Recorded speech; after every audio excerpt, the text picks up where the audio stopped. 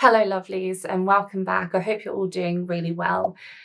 Someone left this question on one of my most recent videos and I wanted to bring it up today with you because I know that she is far from the only one that has this question. A lot of my clients come with this question of, should I keep trigger foods in the house while I'm trying to heal my relationship with food? Because I think on the one hand, we might think it might be helpful to us not have these foods in the house because they give us the urge to perhaps binge on them, or we may feel distracted by their presence or even distressed by their presence. And we might think it might be just most helpful to just not have them in the house. But on the other hand, we might think, well, I'm trying to heal my relationship with food, and is omitting certain foods from the house really conducive to that? Is that the most helpful thing for me to do? And the first thing that I'd like to draw your attention to is that both sides to this, the overarching aim of both sides is to do something that is ultimately most helpful for you.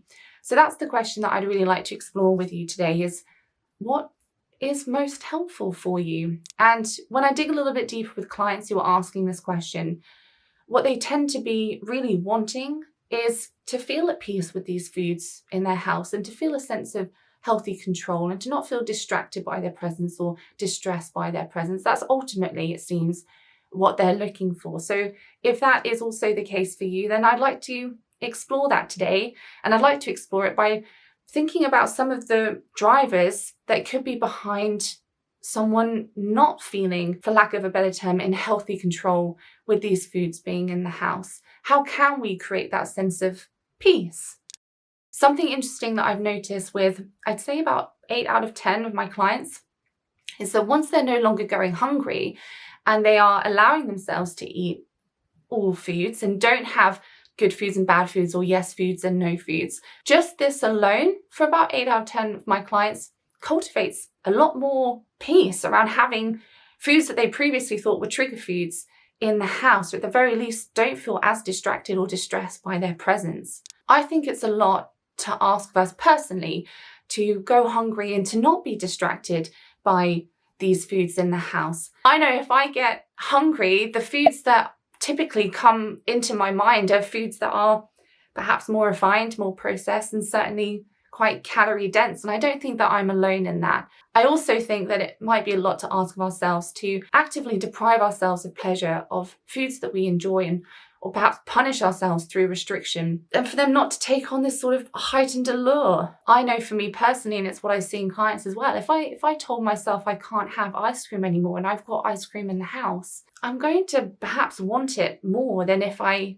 allowed myself to eat it. And then I'd say for about 9 out of 10 of my clients, addressing any underlying emotional uses or perhaps dependencies on these foods, identifying what they might be, what those drivers are, and addressing them and managing them and supporting themselves in a more helpful way. It might be things like stress or boredom or loneliness, to name just a few. Then for about 9 out of 10 of my clients that successfully do that, then having these foods that they previously saw as trigger foods in the house, to a large extent, don't cause them the same distraction or distress or urge to binge as they once did. And of course, that's just their experience. I'm not saying that will be the case for you personally, but it's something that we might wish to consider. Because all of this can be quite confusing, I do recommend working with someone, or if you can't work with someone, journaling, or perhaps both, to try and uncover for you perhaps what the underlying drivers are. Then we can start to support ourselves from the root in a more helpful way. Something else which I've seen to be true for some clients is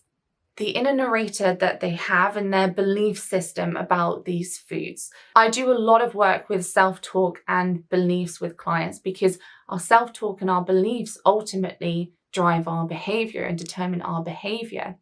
And so something that I'll often pose to clients is, as an example, do you believe that you will eat a whole pot of Nutella if it comes into the house because that's what you do when it comes into the house? Or do you do that because it's what you believe you do and it's what you say to yourself that you do? Now, in my personal experience, the second tends to be more true. And the reason why I think that is when I work with clients on their belief system and reframe such a belief into, let's say, I believe that I can have Nutella in the house and have some now and enjoy it. And if I want to come back later to have some more, then I can. When we do a reframe like that and we implement it, then behaviour seems to follow suit. Now, of course, it's not that simple and there is more that goes into trigger foods, but I have found reframes for some people incredibly helpful. So perhaps if you have a thought or a belief such as, I have no control over X food, what might be a helpful reframe for you? If this is something that you'd like some more support and guidance in, then it is something that we'll be covering on my group coaching, challenging and reframing beliefs to ultimately support changing behaviour a little bit more easily. So if that is something you'd like help with, then come on in, have a look around, check out the rest of the curriculum for the 10 weeks. But what I would say, if you're interested in joining us over there, is that this will be a very interactive group. And we will be meeting, not in person, but face-to-face every week via Zoom. So just make sure that that's something that you would benefit from and that you feel comfortable with. Something else I'd like to discuss with you on this topic, because it can be an influencing factor for some, is there a convenience aspect there? Because they're quick, they're easy, they're available, and so perhaps they're more tempting for that reason. Whereas if you had balanced and nutritious and delicious food readily available to you, no effort required, you wouldn't be quite so tempted or triggered by having these other foods. It is true for some people. So again, I come back to this idea of not going hungry, making balanced and nutritious but delicious food convenient for us in our home, I've seen go a long way. I would also say there might be a difference for some people between having a tub of ice cream in the freezer and a packet of biscuits in the cupboard to having a whole cupboard filled with refined products. Me, as an example, I do have peace with these foods in the house. Having a whole cupboard full of these foods might be more tempting and more triggering for me, even as someone that has peace with these foods, than just having one or two select, for lack of a better term, items. Not true for everyone, but perhaps something to consider. Someone that I did some training with who was very, very experienced in the field of disordered eating. She had a food that she didn't keep in the house because when it was in the house, it created cravings for that food for her that wouldn't have been there otherwise. She noticed that when this food was in the house, she simply ate more of it than if it wasn't in the house. If it wasn't in the house, she didn't really think about it. And her take on this was, for some people, simply not having certain foods in the house might simply be more helpful, and to enjoy these foods outside of the house. Just because if they're in the house, they were creating cravings that otherwise wouldn't be there. The way that she was describing it wasn't coming from a place of, I have no control over this food, so I can't have it in the house. I mustn't allow myself to have it near me. And more, it was a gentle noticing, maybe it'd be more helpful to not have these foods in the house. It was coming from quite a peaceful and calm, and to be honest, unemotional place. This might also depend on timing and where we are in our journey. Someone might find it's more helpful at the start to have these foods out of the house and to enjoy them outside of the house while they are working through their emotions and learning to support and validate and cope with their emotions in a more effective and self-care way. And then once they've achieved that, bringing the foods back into the house, because now there's less emotional use and emotional attachment to them.